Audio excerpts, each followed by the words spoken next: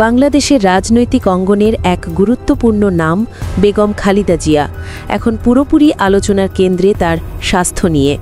গত কয়েক বছর ধরে তার শারীরিক অবস্থার অবনতি দেখা যাচ্ছে, কিন্তু সাম্প্রতিক সময়ে যে পরিস্থিতি তৈরি হয়েছে তা আগের সব সংকটকে ছাপিয়ে গেছে।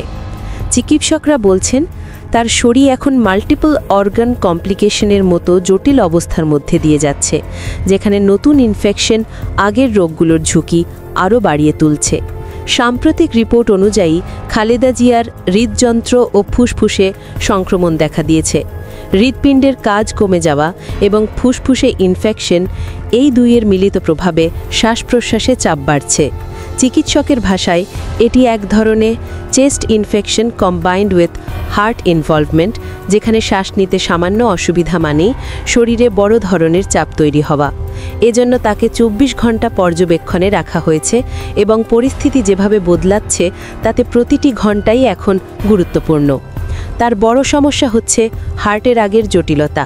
তার হৃৎপিণ্ডে আগেই ব্লকেজ ছিল, স্টেন্ট বসানো হয়েছে, এমনকি স্থায়ী পেসমেকারও রয়েছে। যে কোনো ইনফেকশন তার হৃদযন্ত্রকে দ্রুত দুর্বল করে ফেলতে পারে।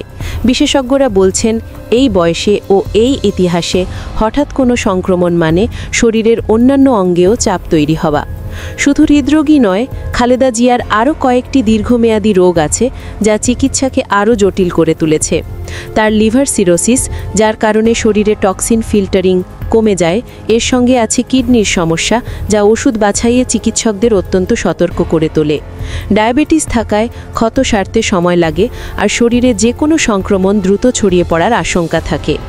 আর্থ্রাইটিস, চোখের সমস্যা এবং বয়সজনিত দুর্বলতাও তার শরীরকে অতিরিক্ত চাপের মধ্যে রেখেছে।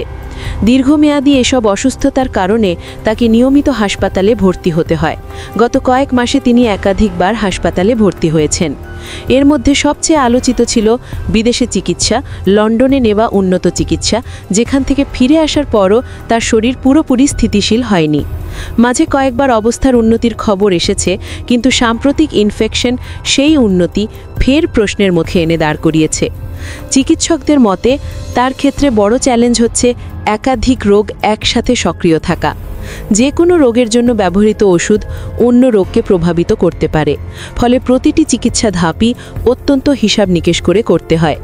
মেডিকেল বোর্ড তার জন্য একটি হাই রিস্ক ম্যানেজমেন্ট প্রোটোকল অনুসরণ করছে।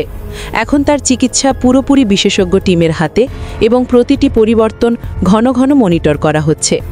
সব মিলিয়ে বলা যায়, খালেদা জিয়ার শারীরিক অবস্থা এখনও জটিল এবং সম্পূর্ণ সুস্থ হওয়ার মতো পরিস্থিতি এখনও তৈরি হয়নি। বয়স, পূর্বের দীর্ঘমেয়াদী অসুখ এবং নতুন সংক্রমণ সব মিলিয়েই তার শরীর গুরুতর চাপে আছে। চিকিৎসকেরা আশাবাদী হলেও তারা স্পষ্ট জানাচ্ছেন এই মুহূর্তে অবস্থা স্থিতিশীল রাখা সবচেয়ে বড় চ্যালেঞ্জ।